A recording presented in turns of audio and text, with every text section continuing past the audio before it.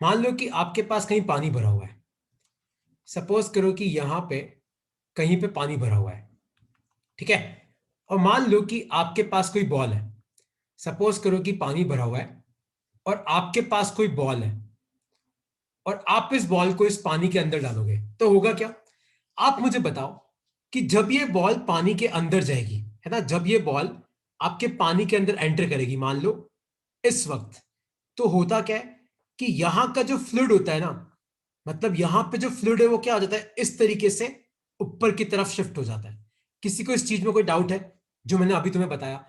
जैसे मान लो कि कहीं पे पानी भरा हुआ है, कहीं पे क्या भरा हुआ है, पानी भरा हुआ है, और आप मान लो किसी चीज को यहां से अंदर डालो तो होता क्या है, जब ये चीज यहां पे पहुंचेगी तो यहां का जो फ्लूइड होता है ना, वो इस तरीके से क्या हो जाता है, इस तरीके से ऊपर की तरफ डिस्प्लेस हो जाता है। किसी को इस कंसेप्ट में कोई डाउट है तो पूछ। सर हाँ पूछो। सर स्टार्टिंग से बता दो ना। मैंने यही चालू किया था सीन, अभी जस्ट चालू किया है। तो मैंने इनको एक क्वेश्चन पूछा। तो मैंने क्वेश्चन क्या पूछा था, वापस ध्यान से देखना। मान लो कहीं पानी भरा हुआ है, सपोज करो कहीं कोई फ्लूइड भरा हुआ है, ठीक है। और मैंने क्या किया, मैंने एक बॉल ली या फिर मान लो मैंने कोई रोड ली, मैंने कोई बड़ी सी रोड ली, और इस रोड को मैं क्या कर रहा हूं, इस रोड को पानी के अंदर डाल रहा हूं। तो होगा क्या, जब ये रोड पानी के अंदर जाएगी तो यहां वाला जो पानी था वो कहां शिफ्ट हो जाएगा, इसका थोड़ा लेवल बढ़ेगा कि नहीं बढ़ेगा। अगर आप पानी के अंदर कोई चीज डालते हो, जैसे तुम अपने घर पे ट्राई करना, लोटे में पानी भरना, अपना मुट्ठी डाल देना उसमें, तो लोटे का पानी बाहर आ जाएगा। तो होता क्या है कि यहां का जो फ्लूइड है वो कहां आएगा, इस तरीके से ऊपर की तरफ आएगा कि नहीं आएगा, ऐसे ही होगा ना। तो ये तुम्हें याद रखना है। अब ये कहां पे यूज आता है, तो तुम सब एक वीडियो देखो। देखो मैं यहां पे एक वीडियो लेके आया हूं तुम्हारे लिए, तो तुम सब एक वीडियो को एक बार देखना।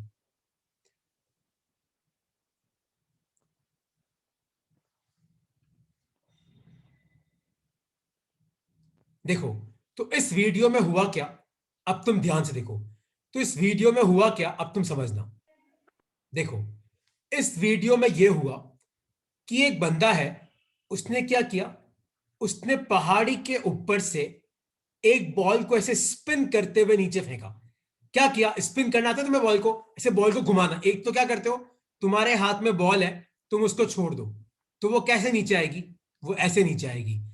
इसने क्या किया, इस बॉल को ऐसे घुमाया और फिर नीचे फेंका। तो इसने देखा कि इस बॉल का मोशन कैसा है, ध्यान से देखो, इस तरीके का मोशन है। तो इसको हम बोलते हैं मैग्नस इफेक्ट। इसको हम बोलते हैं मैग्नस इफेक्ट। अब ये हुआ क्यों, अब तुम उसको समझना कैसा हुआ क्यों। तुम सब इस वीडियो को वापस ध्यान से देखो। तो इस बंदे ने क्या किया, ऊपर से इस बॉल को इस तरीके से घुमा के नीचे फेंका। तो आपकी बॉल का मोशन कैसा है, ऐसा। अगर यही बॉल मान लो घुमा के नहीं फेंकता, बस ऊपर ले जाके छोड़ देता, तो ये बॉल कैसे नीचे आती, ऐसे नीचे आती। तो ये जो इफेक्ट हुआ ना, इसको हम बोलते हैं मैग्नस इफेक्ट। अब ऐसा क्यों होता है, अब तुम ध्यान से समझना। तुम्हें याद है मैंने तुम्हें एक टॉपिक पढ़ा रखा है कि प्रेशर जो होता है वो इनवर्सली प्रोपोर्शनल टू वेलोसिटी होता है। तो जहां पे वेलोसिटी ज्यादा होती है वहां पे आपका प्रेशर क्या होता है, कम होता है। ऐसा क्यों होता है, क्योंकि मान लो कि ये कोई सरफेस है और इस पे चार लोग बैठे हुए हैं, तो ये चारों के चारों आदमी इस पे फोर्स लगाएंगे, चारों प्रेशर लगाएंगे। लेकिन यही मान लो कि ये आदमी चलने लगे, ये सब चलने लगे, तो मान लो हो सकता है किसी पॉइंट ऑफ टाइम पे एक आदमी कांटेक्ट में हो, दो आदमी कांटेक्ट में हो। तो अगर आपके पार्टिकल चलते हैं, तो अगर आपका वेलोसिटी बढ़ता है तो आपका प्रेशर क्या हो जाता है, घट जाता है। तो अब तुम ध्यान से देखना कि यहां पे ऐसा क्यों हुआ। सपोज करो कि आपने बॉल को ऐसे घुमाया, इस तरीके से, और अभी मैंने तुम्हें बताया, अभी मैंने तुम्हें पढ़ाया थोड़ी देर पहले कि अगर तुम किसी फ्लूइड में कोई चीज डालते हो तो आपका फ्लूइड का मोशन कहां पे हो जाता है, ऊपर की तरफ हो जाता है। तो अगर आपने बॉल को ऐसे डाला तो इधर जो फ्लूइड पार्टिकल्स है वो भी ऊपर आएंगे, इधर जो फ्लूइड पार्टिकल्स है वो भी ऊपर आएंगे। तो तुम ध्यान से देखना, यहां पे बॉल की वेलोसिटी ऐसे है, पार्टिकल की वेलोसिटी ऊपर है, तो एक वेलोसिटी दूसरे को थोड़ा बहुत कम कर देगी। लेकिन यहां पे आपकी बॉल घूम भी ऐसे रही है और पार्टिकल आ भी ऊपर रहे, तो यहां पे पार्टिकल की वेलोसिटी बढ़ जाएगी और यहां पे प्रेशर क्या हो जाएगा, घट जाएगा। और यहां पे ध्यान से देखो, आपकी बॉल ऐसे घूम रही है, तो बॉल के पार्टिकल है उनकी वेलोसिटी नीचे की तरफ है और फ्लूइड के पार्टिकल्स की वेलोसिटी ऊपर की तरफ है। दोनों अपोजिट है तो दोनों एक दूसरे को काटेंगे, तो यहां पे वेलोसिटी घट जाएगी और प्रेशर बढ़ जाएगा। तो हुआ क्या, बॉल के एक तरफ तो प्रेशर ज्यादा है, बॉल के दूसरी तरफ प्रेशर कम है, तो इस बॉल पे फोर्स कहां लगेगा, इधर की तरफ, तो आपकी बॉल का मोशन कैसा हो जाएगा, ऐसा हो जाएगा। तो ये मैग्नस इफेक्ट है। ये क्यों आया, due to difference in pressure. और प्रेशर का डिफरेंस क्यों आया, क्योंकि वेलोसिटी का डिफरेंस है। अब तुम्हें डाउट है तो तुम पूछ सकते हो, मैं तुम्हें वापस समझाता हूं, देखो एक बार वापस समझना, सब वापस समझना। तो मेरे पास एक बॉल है, ठीक है, मैंने इस बॉल को ऐसे घुमाया और एक फ्लूइड के अंदर डाला। क्या किया, फ्लूइड के अंदर डाला। तो बॉल के इधर वाला जो हिस्सा है, ये वाला हिस्सा, यहां पे बॉल का मोशन नीचे की तरफ है, ये देखो नीचे की तरफ है, और पार्टिकल ऊपर की तरफ जा रहे हैं। तो मान लो ये वेलोसिटी v1 है, ये v2 है, तो नेट वेलोसिटी कितनी हो जाएगी, v1 माइनस v2। पर इस तरफ देखो, लेफ्ट हैंड साइड में आपके बॉल का मोशन भी इधर की तरफ है, और पार्टिकल है वो भी ऊपर की तरफ आएंगे। यहां पे क्या हो जाएगा, v1 प्लस v2। तो इस तरफ आपकी वेलोसिटी बढ़ जाएगी तो आपका प्रेशर घट जाएगा, इस तरफ वेलोसिटी घट जाएगी तो प्रेशर बढ़ जाएगा। तो बॉल के एक तरफ प्रेशर ज्यादा है, एक तरफ प्रेशर कम है, तो बॉल पे फोर्स कहां लगेगा, उधर, ताकि बॉल इस तरीके से ट्रैवल करेगी।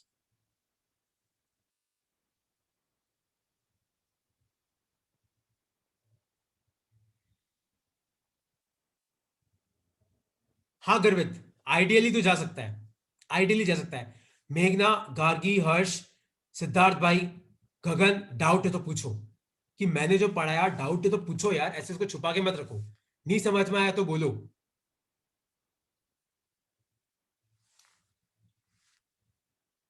ठीक है, तो तुम्हें समझ में आ गया है, तो तुम यहां पे देखो, जो आपके एरोप्लेन का विंग होता है ना, एक सेकंड रुकना, जो आपके एरोप्लेन का विंग होता है ना, वो ऐसा होता है।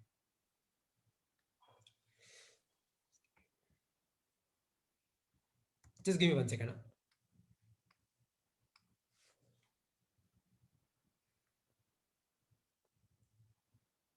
इस तरीके से। तो अब देखो इसका क्या फायदा है। तो design of aeroplane wing, design of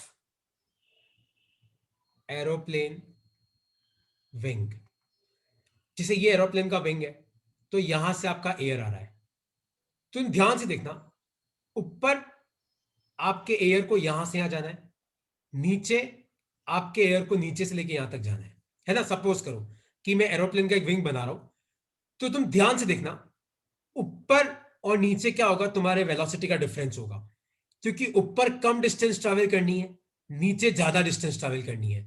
तो वेलोसिटी का अगर डिफरेंस है तो क्या क्रिएट होता है, प्रेशर डिफरेंस। और इस प्रेशर डिफरेंस से आपकी प्लेन को आप ऊपर भी ले आ सकते हो, आपकी प्लेन को आप नीचे भी लेके आ सकते हो। तो लिखो अपनी कॉपी में, डायनामिक लिफ्ट, टॉपिक लिखो अपनी कॉपी में, dynamic lift is generated, dynamic lift is generated when there is velocity difference, when there is velocity difference across a body, because velocity difference creates pressure difference, because velocity difference creates pressure difference. तो अगर velocity का difference होगा तो किसका difference होगा, pressure का भी difference होगा, है ना। तो एरोप्लेन की विंग में भी हम क्या यूज करते हैं, बर्नौली थ्योरम का ये फंडा यूज करते हैं। मैग्नस इफेक्ट में भी क्या होता है, आपकी बॉल है, तो बॉल की एक तरफ वेलोसिटी बढ़ जाएगी, जहां वेलोसिटी कम होगी वहां प्रेशर ज्यादा होगा, जहां वेलोसिटी ज्यादा होगी वहां प्रेशर कम होगा। तो वहां पे भी क्या क्रिएट हुआ, तुम्हारा प्रेशर डिफरेंस। लिख लो। तो कोई तुम्हें पूछे कि डायनेमिक लिफ्ट कब जनरेट होती है, जब वेलोसिटी डिफरेंस होता है, और वेलोसिटी डिफरेंस कब होता है, जब प्रेशर का डिफरेंस होता है। इसका एक एग्जांपल मैं और दे रहा हूं, देखो तुम सबने वो देखा है कि कई बार क्या होता है, जहां पे बहुत ज्यादा स्टॉर्म आते हैं वहां पे घरों की छतें उड़ जाती है। तुमने कभी इस चीज को नोटिस किया है, जैसे टीवी में भी आज तक पे कभी देखना, तो जब बहुत तेज हवाएं चलती हैं तो होता क्या है कि आपके जो घरों की छतें उड़ जाती है। अब तुम मुझे बताओ ऐसा क्यों होगा, आप खुद सोचो। अब मुझे बताओ कि घर के अंदर जो फ्लूइड है उसकी वेलोसिटी ज्यादा होगी, कि घर के बाहर जो एयर है उसकी वेलोसिटी ज्यादा होगी, सोचो। मेघना कहां पे वेलोसिटी ज्यादा होगी, बता मुझे। ये घर है, घर के अंदर फ्लूइड है, एयर है, घर के बाहर एयर है, स्टॉर्म है, बहुत तेज हवाएं चल रही हैं। तो आप मुझे बताओ, घर के ऊपर जो हवा है उसकी वेलोसिटी ज्यादा होगी, कि घर के अंदर जो हवा है यहां पे वेलोसिटी ज्यादा होगी, ऊपर वाली। ऊपर वाली। तो तो ऊपर वेलोसिटी ज्यादा होगी तो ऊपर प्रेशर क्या होगा, कम होगा। अंदर वेलोसिटी कम होगी तो अंदर का प्रेशर ज्यादा होगा, तो अंदर का फोर्स ज्यादा है तो आपकी छत क्या हो जाती है, अलग हो जाती है। आया तुम्हें समझ में कि प्रेशर वेलोसिटी डिफरेंस से क्या क्रिएट होता है, तो वेलोसिटी डिफरेंस से क्रिएट होता है प्रेशर डिफरेंस, और प्रेशर डिफरेंस से क्या क्रिएट होता है, डायनामिक लिफ्ट। डायनामिक लिफ्ट मतलब, सर पूछो पूछो। तो कम समझ में आया, वापस आप समझा दो ना। देख तहसीन, देख इस चीज को याद रखना कि जहां पे फ्लूइड की वेलोसिटी कम है वहां पे प्रेशर ज्यादा होगा, जहां पे फ्लूइड की वेलोसिटी ज्यादा है वहां पे तेरा प्रेशर कम होगा। ठीक है। अब जैसे मान ले कि ये घर है और ये घर की छत है, छत दिख रही है। अब मान ले कि बहुत तेज हवाएं चल रही है ऊपर, तो तू मुझे बता कि घर के अंदर है, घर के अंदर जो हवा है उसकी वेलोसिटी ज्यादा होगी कि घर के ऊपर जो हवा है उसकी वेलोसिटी ज्यादा होगी? डेफिनेटली घर के ऊपर, क्योंकि घर के ऊपर हवा चल रही है तो घर के ऊपर वेलोसिटी ज्यादा है तो ऊपर जो प्रेशर है वो कम हो जाएगा। घर के अंदर वेलोसिटी कम है तो अंदर का प्रेशर बढ़ जाएगा, तो अंदर का प्रेशर ज्यादा है बाहर का प्रेशर कम है, तो तेरी छत क्या हो जाएगी, इस तरीके से घर से अलग हो जाएगी।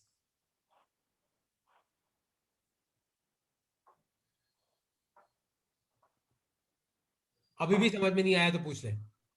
सर हाँ पूछो। सर वेलोसिटी ज्यादा होगी तो प्रेशर कम क्यों होगा? देख मैंने समझाया, देख बेटा, ये जो प्रेशर होता है ना, ये प्रेशर कौन सा होता है कि तेरी जो दीवार है उन पे कितना प्रेशर है। देख मान ली ये दीवार है और इसके ऊपर पार्टिकल्स बैठे हुए हैं, तो खुद मुझे बता, अगर इस दीवार पे सब पार्टिकल बैठे हुए हैं तो सब इस दीवार पे फोर्स लगाएंगे।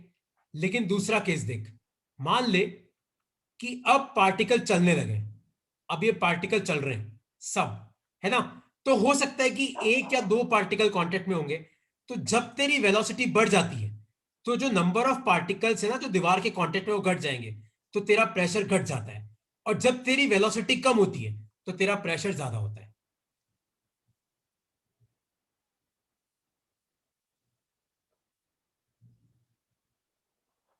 ठीक है। अब जैसे हार्ट अटैक क्यों होता है, तो लास्ट एप्लीकेशन पढ़ो अपने आप, लिखो अपनी कॉपी में, हार्ट अटैक के वक्त क्या होता है। देखो अब तुम समझना कि हार्ट अटैक के वक्त क्या होता है। तो हार्ट अटैक में, हार्ट में क्या होता है, देखो हार्ट में से ट्यूब्स होती हैं, इस ट्यूब के अंदर क्या होता है, ब्लड का फ्लो होता है, ऐसे ही होता है। तुम्हारे पास बायोलॉजी को ज्यादा पता होगा। तो हार्ट के अंदर क्या होता है, आपकी ट्यूब्स होती हैं, और ट्यूब आर्टरी होती है, वेन होती है, ऐसे ही होता है ना, और आपके ब्लड का फ्लो होता है। तो जो लोग ज्यादा नमकीन खाते हैं या ज्यादा तेल खाते हैं, गंदा ऑयल खाते हैं, तो उनके क्या होता है, यहां पे ऐसा ब्लॉकेज क्रिएट हो जाता है। ब्लॉकेज मतलब उनकी जो आर्टरी या वेन कुछ होती है ना, उसके अंदर ऐसा ब्लॉकेज बन जाता है। आप मुझे बताओ कि अगर कोई पाइप है और अगर उस पाइप के यहां पे मैं हाथ रख दूं तो यहां पे पानी की वेलोसिटी बढ़ जाती है। तुम घर पे ट्राई करके देखना, घर पे जो नल होता है, नल के आगे उंगली रखना, तो यहां पे वेलोसिटी बढ़ जाएगी। तो होता क्या है कि यहां पे आपका ब्लॉकेज है, तो यहां पे आपके जो ब्लड की वेलोसिटी है वो अचानक बढ़ जाती है, तो अंदर प्रेशर घट जाएगा, अंदर प्रेशर घट जाएगा और बाहर का प्रेशर ज्यादा है। तो आउटर प्रेशर ज्यादा है, इनर प्रेशर कम है, तो आपकी आर्टरी यहां पे क्या कर जाती है, कोलैप्स कर जाती है। आप खुद सोचो, एक ट्यूब है, आप बाहर से ज्यादा प्रेशर लगाओ, अंदर प्रेशर कम है, तो यहां से क्या होता है, इसके टूटने का और कोलैप्स करने का खतरा बढ़ जाता है। तो ब्लॉकेज से क्या होता है, ब्लॉकेज से यहां पे वेलोसिटी बढ़ जाती है, वेलोसिटी बढ़ जाती है तो इस जगह आपका प्रेशर घट जाता है, तो अंदर का प्रेशर कम है, बाहर का प्रेशर ज्यादा है, तो यहां पे क्या हो जाता है, कोलैप्स हो जाता है, या फिर अपन बोलते हैं हार्ट अटैक हो गया।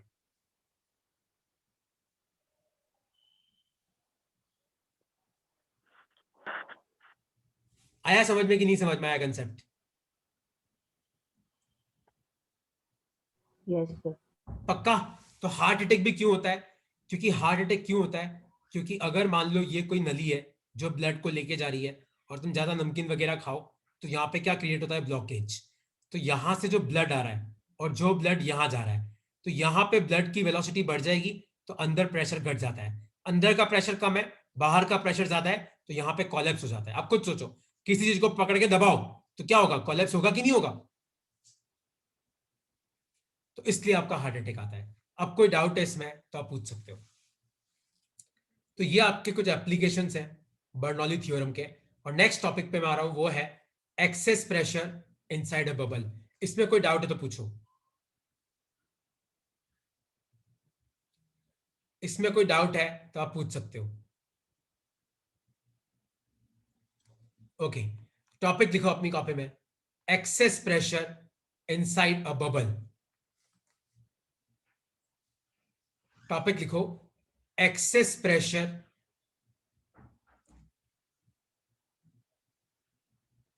Inside bubble. तो अब तुम देखो, सबसे पहले मुझे बताओ कि बबल होता कैसा है। इस तरीके का होता है आपका बबल। और ड्रॉप और बबल में एक बहुत बड़ा डिफरेंस है। ड्रॉप के अंदर लिक्विड भरा होता है, बबल के अंदर कोई लिक्विड नहीं होता, बबल अंदर से खाली होता है। तो मान लो कि बबल के अंदर का प्रेशर P है और बाहर का प्रेशर P0 है, और मुझे इस P की वैल्यू निकालनी है। ठीक है, अब देखो कैसे निकालेंगे। जैसे हमने ड्रॉप में किया था वैसे ही हम बबल के साथ करेंगे। हम क्या करेंगे, इस बबल को बीच में से दो पार्ट में डिवाइड कर देंगे। तो अगर ये पूरा बबल स्टेशनरी है तो आधा बबल भी स्टेशनरी होगा, है ना। अगर मान लो कि ये पूरा बक्सा स्टेशनरी है तो बक्से का जो आधा पार्ट है वो भी स्टेशनरी है। तो इधर वाले हेमिस्फीयर की मैं बात करता हूं, देखो वापस ड्रॉ कर रहा हूं। तो आधा हेमिस्फीयर मतलब मैंने यहां पे एक इमेजिनरी लाइन ड्रॉ करके इस बबल को दो पार्ट में डिवाइड कर दिया। ठीक है, तो आप मुझे बताओ कि इधर प्रेशर P है, यहां पे रेडियस R है। तो प्रेशर होता है फोर्स अपॉन एरिया। तो फोर्स क्या होगा, प्रेशर इंटू एरिया कितना है, पाई आर स्क्वायर। उसी तरीके से आपका इधर कितना प्रेशर है, P0। तो ये P0 क्या धक्का मारेगा उधर, P0 into pi R square. लेकिन ध्यान से देखना, आपके बबल के अंदर दो फ्री सरफेस होते हैं। तुम भूल गए जब मैंने सरफेस टेंशन पढ़ाया था, तो ड्रॉप के अंदर तो क्या होता है, खाली बाहरी फ्री सरफेस होता है, लेकिन बबल अंदर से खाली होता है। तो बबल के बाहर भी फ्री सरफेस होता है, अंदर भी फ्री सरफेस होता है। तो एक तो बाहर की तरफ फोर्स लगेगा S into two pi R, क्योंकि फोर्स क्या होता है, सरफेस टेंशन इंटू लेंथ। और एक अंदर वाले सरफेस में भी कितना लगेगा, S into two pi R. तो इधर नीचे की तरफ दो फोर्स और आ जाएंगे, 4 पाई आर एस, 2 पाई आर एस प्लस 2 पाई R S, 4 pi R S. लेकिन ये तो इक्विलिब्रियम में, मैंने अभी तुम्हें कहा था कि पूरा बबल स्टेशनरी है, तो बबल का आधा पार्ट भी स्टेशनरी होगा। तो जितना फोर्स लेफ्ट में उतना ही राइट में, तो दोनों को बराबर करो। तो P into pi R square equal to P0 into pi R square plus 4 pi R S. Pi pi pi गया, आर आर आर गया, तो P किसके बराबर आया, P0 plus 4s upon are के बराबर आया। लिख लो अपनी कॉपी में, प्रेशर इनसाइड बबल। तो बबल के अंदर कितना प्रेशर होता है, P, और एक्सेस प्रेशर कितना हो जाएगा, P minus P0 equal to 4s upon R. लिख लो अपनी कॉपी में, और कोई डाउट है तो पूछ सकते हो। कोई भी डाउट है आप तो पूछ सकते हो, लिख लो अपनी कॉपी में।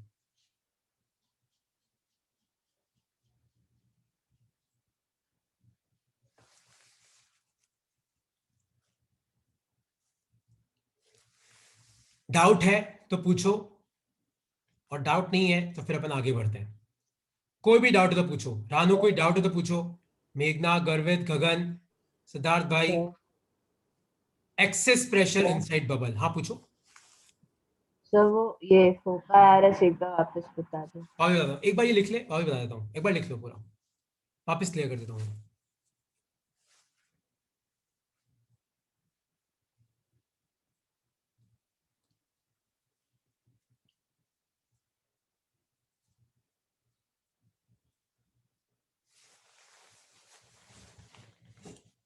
तो अगर पूरा बबल स्टेशनरी है तो उसका आधा पार्ट भी स्टेशनरी होगा।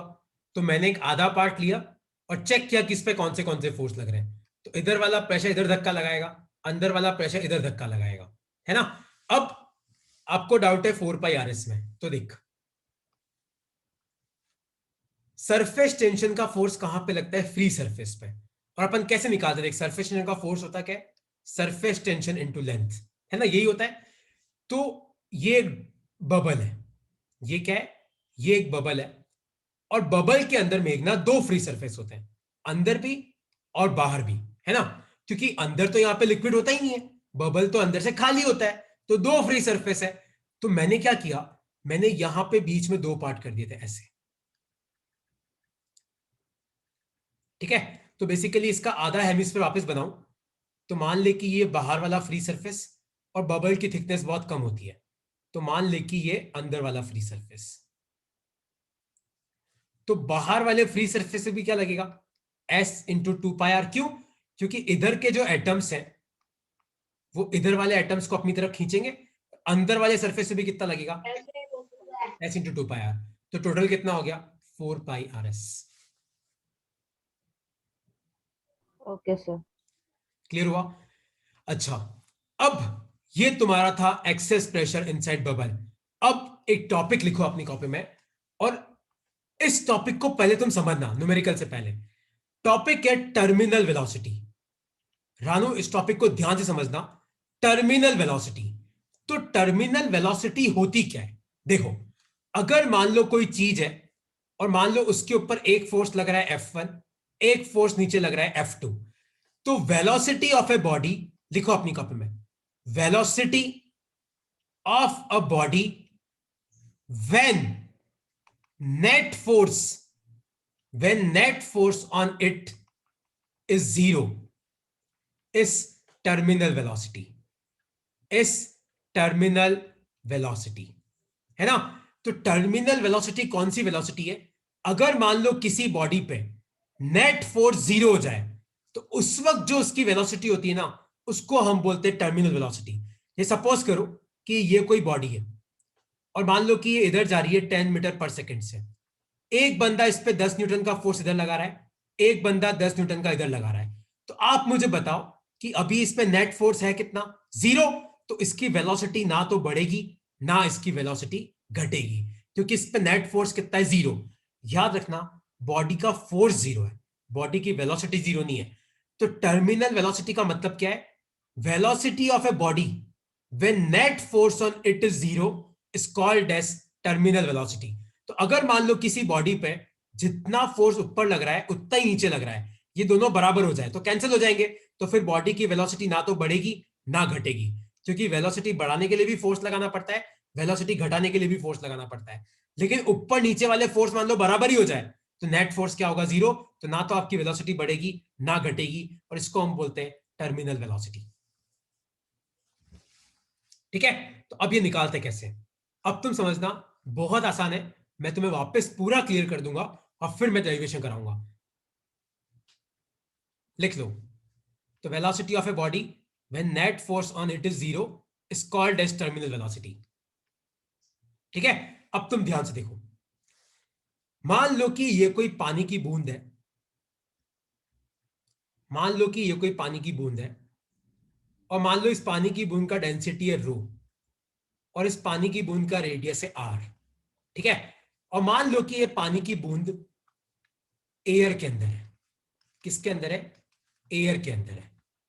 और मान लो कि ये जो पानी की बूंद है वो नीचे की तरफ आ रही है वेलोसिटी v से, और मान लो एयर की डेंसिटी आपको सिग्मा दे रखी है। सिग्मा क्या दे रखी है आपको?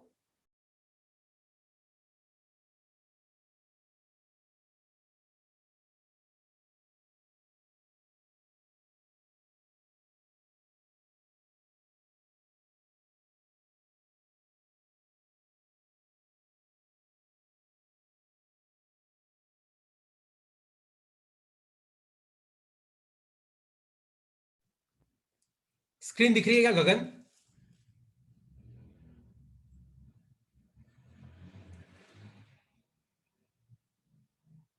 Yes sir. हाँ ठीक है। देखो, मान लो कि ये कोई पानी की बूंद है, और पानी का जो बूंद है उसका डेंसिटी है रो, और इस बूंद का रेडियस है r, और मान लो इसकी वेलोसिटी है v। आपको दे रखा है जो आसपास एयर है ना, मान लो आपको दे रखा है कि सिग्मा जो है वो है डेंसिटी ऑफ एयर, और ईटा आपको दे रखा है कोएफिशिएंट ऑफ विस्कोसिटी। ईटा क्या दे रखा है आपको? Coefficient of viscosity. तो अब तुम सब ध्यान से समझना। देखो, आप मुझे बताओ कि दुनिया में कोई भी मास होता है तो उस पे नीचे की तरफ क्या लगता है? mg लगता है।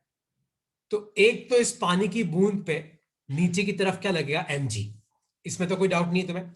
अब मुझे बताओ, याद है मैं तुम्हें बायोंट फोर्स पढ़ाया था? अगर आप किसी भी बॉडी को किसी फ्लूइड में इमर्स करते हो तो वो फ्लूइड क्या करता है? बॉडी के ऊपर क्या लगाता है? बॉडी के ऊपर लगाता है बायोन फोर्स, ठीक है।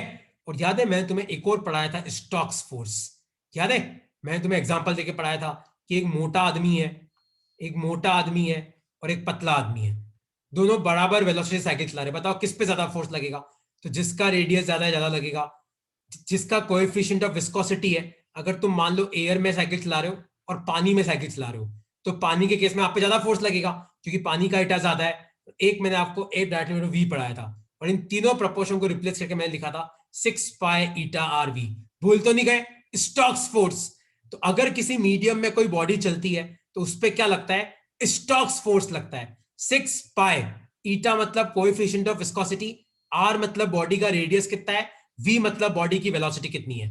तो जितना वेलोसिटी होगा उतना फोर्स लगेगा। जैसे मान लो तुम स्कूटी चला रहे हो, तुम धीरे धीरे प्यार से स्कूटी चलाओ, लेकिन अगर यही तुम तेज स्कूटी चलाओ तो तुम्हें लगेगा यार हवा तुम्हें पुश कर रही है। तो जितनी वेलोसिटी होगी उतना स्टोक्स फोर्स लगेगा। जितना मोटा आदमी है उतना ज्यादा फोर्स लगेगा। जैसे मान लो एक मोटा आदमी है वो स्कूटी चला रहा है और एक पतला आदमी है वो स्कूटी चला रहा है, तो मोटे पे ज्यादा लगेगा, पतले पे कम लगेगा। क्यों? क्योंकि मोटे के ज्यादा एरिया पे आपकी हवा टकराएगी, पतले के कम एरिया पे हवा टकराएगी। और तीसरा ईटा, कोएफिशिएंट ऑफ विस्कोसिटी। जैसे अगर मैं तुम्हें बोलूं कि तुम पानी में हाथ डालो और तुम शहद में हाथ डालो, तो किस केस में तुम पे ज्यादा फोर्स लगेगा? शहद वाले केस में, क्योंकि शहद का ईटा क्या है? ज्यादा, coefficient of viscosity 6 pi eta RV. तो तुम ध्यान से देखो, नीचे की तरफ तो लग रहा है mg, ऊपर की तरफ बायोन फोर्स और स्टोक्स फोर्स। पर अगर इसकी टर्मिनल वेलोसिटी है, मतलब जितना फोर्स नीचे लगेगा ग्रेविटी वाला उतना ही ऊपर लगेगा, बायोन्ट प्लस स्टोक्स फोर्स।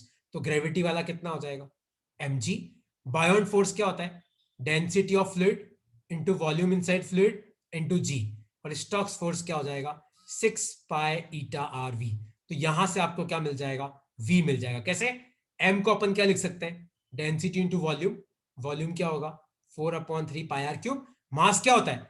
कितना डेंसिटी इंटू कितना वॉल्यूम है, इसको इधर लेके जाओ बायोन फोर्स को।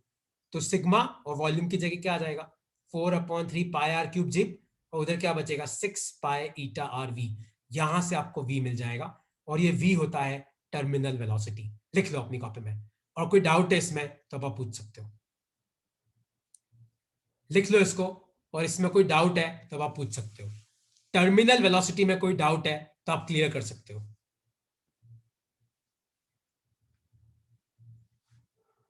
तो density into 4/3 pi R cube G minus sigma into 4/3 pi R cube G equal to 6 pi eta R we.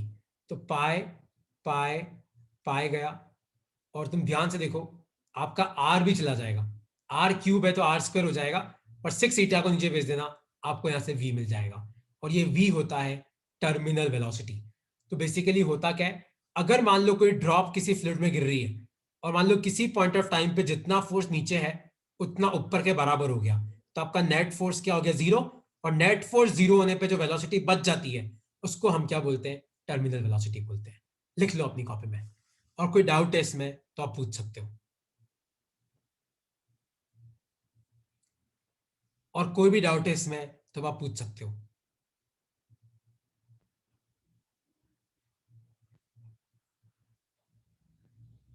लिख लो इसको, आराम से लिख लो।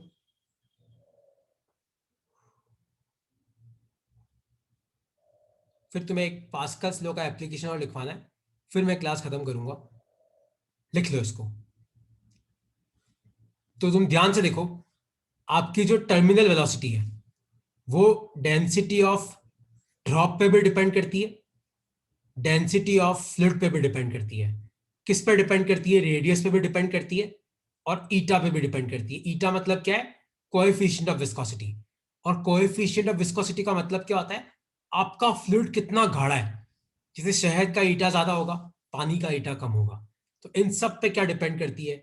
आपकी टर्मिनल वेलोसिटी डिपेंड करती है। ठीक है। और कोई तुम्हें पूछे कि बताओ अगर कोई बॉडी टर्मिनल वेलोसिटी से चल रही है तो बताओ उस पर नेट फोर्स कितना है? उस पर नेट फोर्स कितना है? 0।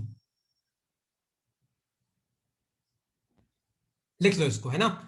अब इसका ग्राफ बना लो। देखो तो होता क्या है, जैसे मान लो ये बादल है और बादलों के अंदर कोई पानी की बूंद है, तो एक बार जब वो बूंद बादल से अलग होती है और वो नीचे आती है तो धीरे धीरे तो क्या होती है, उसकी वेलोसिटी बढ़ती है, लेकिन एक पॉइंट ऑफ टाइम पे जब नीचे ग्रेविटी वाला फोर्स और बायोट और स्टोक्स फोर्स ये दोनों बराबर हो जाते हैं तो फिर उसकी वेलोसिटी क्या हो जाती है, कांस्टेंट हो जाती है। तो इसका ग्राफ कैसा बनता है, ऐसा बनता है।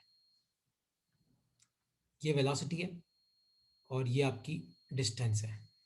तो धीरे धीरे आपकी वेलोसिटी बढ़ती है और फाइनली कांस्टेंट हो जाती है।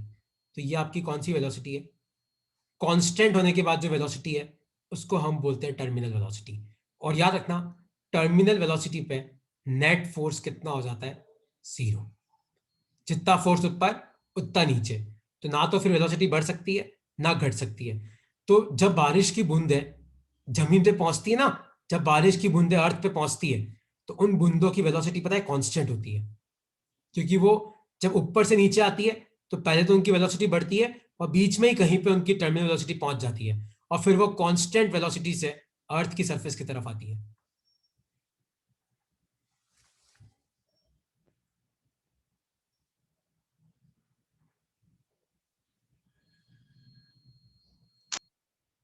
ठीक है। अच्छा, एक और लास्ट है, ये बना लो ग्राफ अपनी कॉपी में। एक एनिमेशन है जो तुम्हें देखना है, उस एनिमेशन से ही तुम्हें चीज समझ में आ जाएगी, फिर मैं तुम्हें लिखवा दूंगा।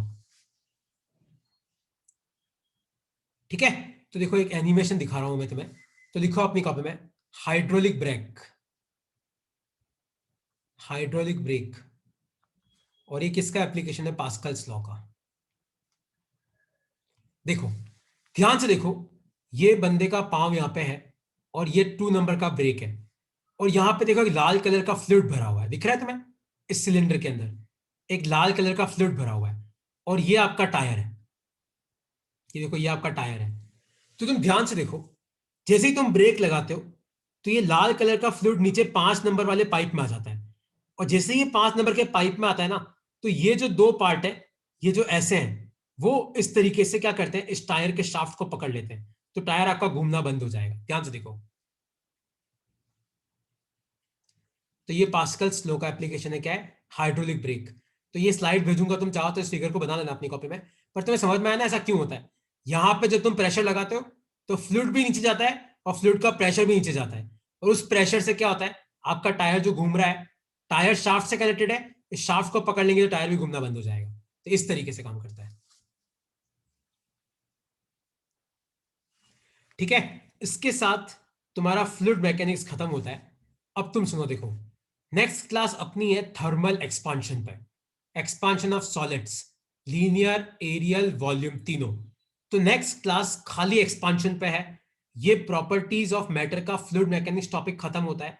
नेक्स्ट चैप्टर एकदम न्यू है, एकदम न्यू टॉपिक है, उनका पुराने से कोई रिलेशन नहीं है।